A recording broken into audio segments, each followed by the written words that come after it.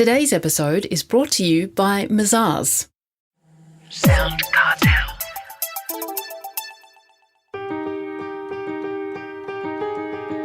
From SoundCartel, I'm Nicole Goodman, and this is Business Essentials Daily.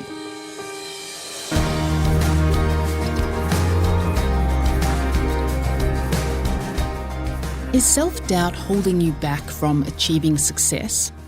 For many people, insecurity is such a huge problem that it can cripple their relationships, work, finances, and ultimately their health. Business coach Jaemin Frazer is the founder of the Insecurity Project and author of Unhindered, the 7 essential practices for overcoming insecurity. Jamein outlines each of the 7 practices, but starts with a definition, explaining to Chris Ashmore what insecurity is exactly. Insecurity is the fear of being found out as somehow inadequate. That is insecurity. If I show up as myself, unguarded, then you will see who I really am and you will see that I am not good enough. That is the insecurity fear. And what does it have on performance, particularly for a business owner, insecurity? Yeah, it can show up a number of ways. First of all, shows up as a lack of certainty. So when you're in business, your certainty as a business owner gives your clients permission to be certain as well. It also shows up as an inability to accurately value your products and services. So I think people undervalue themselves when they're insecure. It shows up as a lack of motivation. So it can show up as procrastination or avoidance, or you're just not having maximum energy to do your thing. So again, you're kind of pulling back from the edge. It can show up as inefficiencies within your business. So things seem to take a lot of time. It slows down production. Meetings take forever, problems take forever. Just the overall performance, your capacity to be at your best where it matters most is compromised if you have unresolved insecurity about whether or not you're good enough. Is age a factor? Do people tend to be more insecure the younger they are, and as they get older, they get over these insecurities, or is that not the thing at all? Well, I think we are all insecure. It's a universal challenge, a universal fear. I think when we're in our younger years, sometimes that insecurity can be useful. Sometimes it even drives up performance. If you, as a young person in your 20s, you need to prove something to someone. Someone's told you can't or you won't or you shouldn't. The need to prove them wrong can actually drive you to do all kinds of interesting things. That insecurity doesn't naturally get resolved just because you get older. It just becomes more toxic and less useful. So I think if you haven't resolved insecurity when you're in your 30s, into your 40s, now you're the insecure wanker. If you're still trying to prove how awesome you are by what you can do and how good you are, like, you're not fun to be around. And that drive is so exhausting to your own being, to you as a person. It's very destructive. So if you don't find a way to resolve it, it won't just automatically fix itself. It will just turn into toxicity within you and lead to madness ultimately. So your adult work, especially around midlife, is to address these fears and overcome them. Okay, then, so how does one become less insecure? How do you overcome your insecurity? Sure, well, I'm convinced, unlike others who most people think this is a problem that you just manage and mask or medicate, I'm convinced this is a problem that can and must be solved. I'm convinced there are 7 practices that are essential to the work of solving the insecurity problem in your life. Practice 1 is to be precise about what the problem is. So it's to step into the light, per se. It's to stop running away, even though people are insecure about being insecure. It's to stop and be here. And to get very clear about what problem you're actually solving. So to go, okay, what problem am I actually solving? Is this a health problem, a finance problem, a business problem? Or is this a problem within my own belief structure of myself? When you really turn the lights on, you see that insecurity, most accurately defined, is simply a problem within our own opinion of ourselves. So people think they're afraid of failing or being rejected. That's not accurate at all. That's very abstract. It's the personal implications of failure. You know, if I was to fail, what would that say about me? That I am a failure, there's something wrong with me. If I was to be rejected, what does that say about me? That I'm not worthy of love, that I don't belong, that I don't fit in. So that's what we're terrified about. Not what others think about us, what we think about us. So when you can understand that the problem is simply your own opinion of yourself, it's breathtaking, because it means you then understand exactly what you're dealing with. That's the only way into this process. Mm-hmm. An opinion is the lowest form of knowing anything. So I'm sure we've all changed all kinds of opinions throughout our life. It kind of gives people hope that this also could be changed. Maybe my opinion is wrong.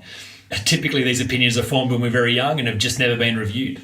Then you can get to the work of resolving it. So that's practice 1. Practice 2 is to take 100% responsibility for your own opinion. So contrary to most people's thoughts about this, they imagine their opinion of themselves was formed by somebody else who was mean or unkind or cruel, and that's why they have a low opinion. But that is not how the human creature works. We're sense-making creatures, and nothing has meaning except the meaning we give it. So we're not the actor in the story, we're the storyteller. So when you realise that you were the one that formed the opinion in the first place, then you realise this insecurity problem was created by you and will be solved by you. If you think it was created by someone else outside of you, then you go looking outside of you for this problem to be solved, and therefore you position yourself as a victim. Practice 3 is to stack the pain. So the only people who ever solve the insecurity problem do so from a point of great pain. They stop pretending that insecurity is natural or normal or not costing them, and they do an accurate cost assessment to realise this is killing them. And it's a slow descent into madness. The amount of energy that is consuming them to prove themselves and protect themselves, it's so destructive and so limiting. And so pain is a beautiful gift designed to protect us and move us away from danger. So when you stack pain to insecurity and realise this opinion is costing you everything, you become highly motivated to do whatever it takes to change this opinion. But pain avoidance is an incomplete motivation strategy, because if you're just motivated to move away from pain, as soon as you are far enough away from pain, then all motivation stops. And then 6 months later, you're back to where you were. So you've also got to have a moving towards strategy. This is some of Anthony Robbins' great observation. Yet be clear about what you don't want, but what do you want instead? So practice 4 is to develop a compelling vision for your life. Be clear about what you do want, what your life is heading towards. You've got to have a quest. It's got to be some mission and some sense of purpose. Otherwise, what's the point of diving into fear and insecurity? Practice 5 is to get help, and specifically to get help from someone who doesn't care about you. So if you think about this as the hero's journey, Joseph Campbell's great work around creating a map of storytelling, realising that we're all in this hero's journey. That's a great description of our life. The hero inevitably meets a guide. You know, Frodo comes into contact with Gandalf. There's a Yoda, there's a Dumbledore, there's a Mr. Miyagi. There's always a guide. Now, they are not the hero in the story. That's really important. They're not the one who's going to save the day. That's the hero's job. So no one's actually coming to save you. No one can fix this for you. If someone could have already fixed this for you, then they already would have.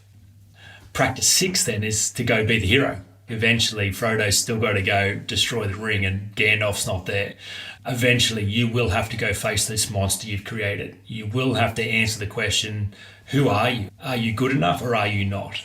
And as with every hero, you either die or you come out the other side reborn. So if it turns out this opinion you formed of yourself is true and you are worthless and you are terrible, you are no good, and you discover that's actually true, you will not recover from that. Now, of course, everyone knows it's not true, except you. You're the only one who still thinks it's true.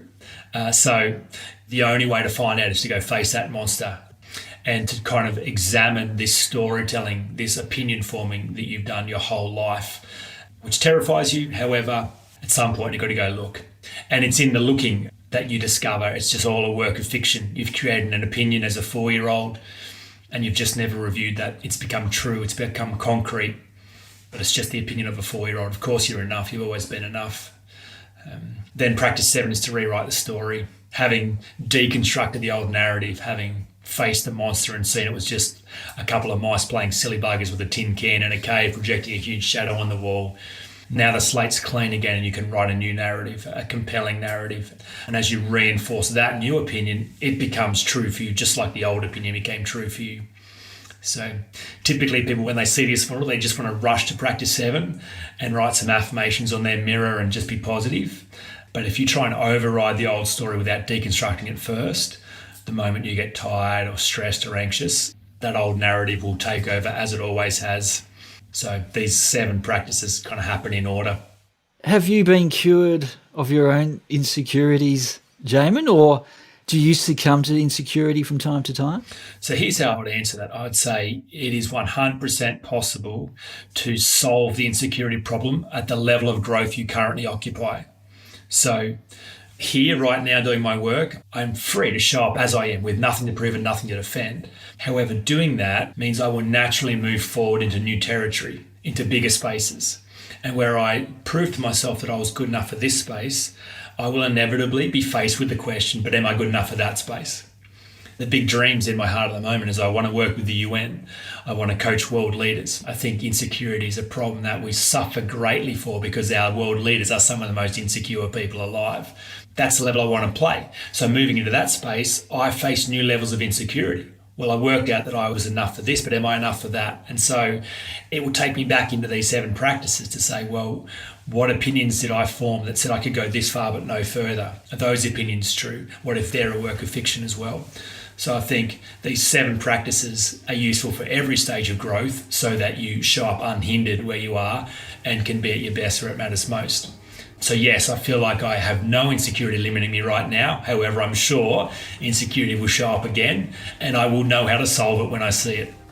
That was Jaemin Frazer, business coach and founder of the Insecurity Project.